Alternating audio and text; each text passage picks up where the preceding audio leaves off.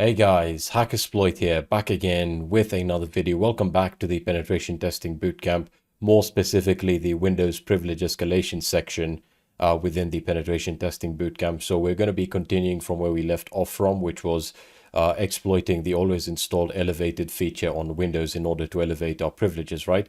And this again is part of the Windows registry, or rather exploitation through the Windows registry, although I want to make something clear, as I did in the previous video, that this is really not exploiting. This technique really doesn't exploit the Windows registry. We're essentially utilizing the Windows registry to identify whether a specific Windows feature like always install elevated has been enabled, right? So again, I've already started the room and I've already obtained access, through an unprivileged interpreter session. But let me give you a bit of an introduction as to what always install elevated is, right? So always install elevated is a Windows feature that essentially allows a standard user account with no administrative privileges to install software packaged in the MSI. MSI is the Microsoft Windows installer format with administrative privileges, right? So again, the real beauty of this particular exploitation technique is that if always install elevated is enabled on a Windows system, we can essentially utilize it to get Windows to install a malicious MSI setup file, with elevated privileges, right? Because software requires elevated privileges in order to be installed. So this is another great way of sort of bypassing UAC if you're ever in a position like we were in the previous video, where we obtained access to the admin account, not the administrator account, but to the admin account that is a part of the local Windows administrator group. However, the current privileges that we had were not sufficient to do anything much, and in order to obtain entity authority system privileges, we would probably need to bypass UAC or to perform access token impersonation.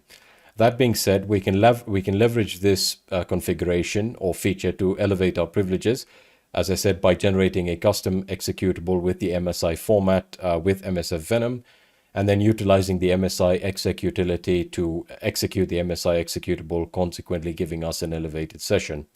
All right, now, in terms of where you'd typically find this feature is commonly misconfigured or configured in companies and organizations, primarily for ease of access for employees, or is mistakenly left enabled by administrators after setting up a workstation. Either way, this technique will allow us to elevate our privileges in a relatively straightforward manner.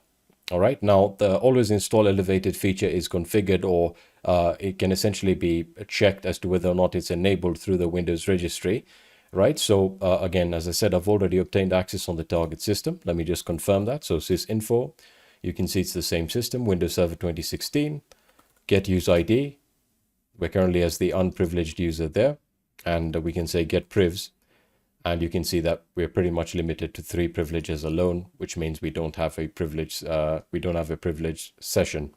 All right, so I can open up a shell here, and that'll give us a command prompt, and then we can run the registry query. Now, the actual keys that you're looking for can be accessed under the hkey current user or hkey current or hkey local machine, under software policies. So this is an actual policy configuration, Microsoft Windows installer, and then of course always install elevated. So again, we're going to be looking for the value. So if always install elevated is enabled, the value will be set to 1. If it's disabled, it'll be set to 0. So this is very important. So let's start off by querying or by checking the actual hkey current user policies for our current user, of course. So I'll paste in that registry query there. And you can see right over here, always install elevated. That is a D-word value, and that's 0 times 1. So if we take a look at the documentation, note that both keys are set to 1, which is 0 times 1. Of course, that doesn't make, that probably will not make a lot of sense to you. But again, that documentation is very helpful there. You can, of course, learn more about this feature by taking a look at the Microsoft Docs. And again, it's a fairly simple, feature to understand in regards to how it works. So let's take a look at the hkey local machine. There we are. As you can see, it's been always install elevated is enabled. So that means that our next step will involve generating a interpreter payload with MSF Venom. However, the format is not going to be in the typical exe format. It's going to be in an MSI format, which MSF Venom supports, which is excellent. So you can see right over here on Kali, generate a new reverse shell Windows installer. That's reverse.msi. We can call it whatever we want. So what we'll do here is I'll head back over into my terminal, into a new tab, and I'm currently within my working directory. So we'll say MSF Venom. And before I actually do that, let me get my IP, because a lot of you guys have pointed that out. So we're looking for this IP right over here. Okay, so MSF Venom, and then the payload is going to be Windows x64. We'll use a staged payload, so x64 interpreter reverse TCP. You can also use a non-staged payload if you want. And then lhost is going to be equal to my IP. Lport, let's keep that at 1234 because that port is not being used by any of my sessions. So that is specified. So the format is MSI. It's really very simple. And then we can output that into, let's call it installer.msi. Yeah. So let's make it look as authentic as possible. So I'll hit enter, and that'll generate it for us. And then we can probably create a resource script that will set up the handler for us automatically. So there we are, that's generated. You can see we have installer.msi. So vim handler.rc, and there we are. And we'll say use multi-handler, and then set payload to Windows x64. Make sure that that is in accordance to the options we specified when generating the payload with MSF Venom. Reverse TCP, and then set the lhost value to this IP. Set the lport to 1234. Run, write and quit. MSF console r handler.rc. All right, so that'll set up the handler for us. Let me just confirm that it's set it up without any issues. As usual, MSF console will take its sweet time, but we'll wait for it. There we are. So that's the reverse TCP handler for us. So again, we can now upload it with the inbuilt interpreter upload feature. Alternatively, and I'll probably use this feature today, we can also download it with directly from a Windows command shell or a Windows command prompt with a utility called certutil. In order to do that, we'll need to set up a web server. So I'll just set up a web server. I'll split this vertically here. And within my current directory where I have the installer.msi file, I'll use the Python module simple HTTP server, and that'll be on port 80, right? Paste in my password there, or just type it in. And so to download it within the temp directory, I can say cert util and then URL cache file. And of course, I've covered this technique before. And then HTTP, the address of the web server. And we're looking for installer.msi, and we're going to save it as installer.msi. Hit enter. You can see the GET requests there. So it successfully downloaded it, so I can close that. So I'm just going to terminate the web server there and close that up. So dir, you can see we have installer.msi. Now, before we actually do this, as I said, I like demonstrating how to do, how to identify whether, features are enabled, or how to check for vulnerabilities, both manually and automatically. So you can find the same information as to whether or not the always install elevated feature is enabled with WinPs. So again, if I just execute WinPs here, WinPs x64.exe, and we'll take a look at the output that's displayed somewhere. It should be right over here.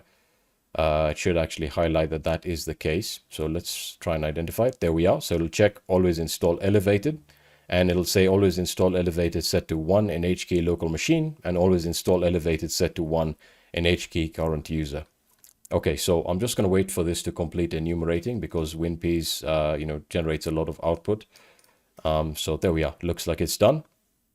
So dir, and we can then run installer.msi. However, and this is very important, we can't just execute it like this. We need to utilize the MSI exec utility. So if we take a look at the documentation here, you can see that we're launching MSI exec. This is a quiet installation. And then, of course, installer. And then we specify the path to the installer. All right, so let's keep that in mind. So what we're going to do is we're going to say MSI exec and then specify, that this is quiet, and QN and I, and then we specify the path, which in this case is under temp, and the name is installer.msi. Let me make sure my handler is currently running. So we'll hit enter. Let's see what happens. It looks like that ran successfully. There we are, sending stage. And this should be a privileged session. So we'll let that send the stage, execute the stage, and then we should get a interpreter session. There we are. Fantastic. So sysinfo should be a 64-bit interpreter session. It is. So get use ID, enter authority system, and we can say get privs. That verifies that we have essentially obtained the highest privileges available on a Windows system, unlike the previous video, but we'll get to bypassing UAC when we get there. So again, this is a fairly simple technique to exploit. All you really need to do is, generate an MSI or a Windows installer that again will perform whatever you want it to perform. It really doesn't need to provide you with a interpreter session. It could also be an Empire agent. You can pretty much configure it or utilize whatever exploitation framework you want to use. And of course, it's much more simpler to generate one with MSF Venom, as that is what we were focusing on. All right, so there we are, that is done, and we can move on to the next technique, which is, again, it involves the registry. However, we're taking a look at passwords. So again, this is what we're going to be taking a look at in the next video, and that is going to conclude this video. So thank you very much for watching. If you have any questions or suggestions, leave them in the comment section below. If you want to reach out to me, you can do that via my Twitter. The link to my Twitter account is in the description section. You can also join in our Discord server, the official HackerSploit Discord server. The link to that is in the description. If you want to support this channel, you can do so through Patreon. Our Patreon link is in the description as well. Thank you very much for watching, and I'll be seeing you in the next video. A huge thank you to all of our Patreons. Your support is greatly appreciated, and this is a formal thank you. So thank you Shamir Douglas, Ryan Carr, Sandor, Michael Busby, Sid Saab, Doozy, Tafim Bari, Dustin Umpress, and Michael Hubbard. Your support is greatly appreciated, and you keep us making even more high quality content for you guys. So thank you.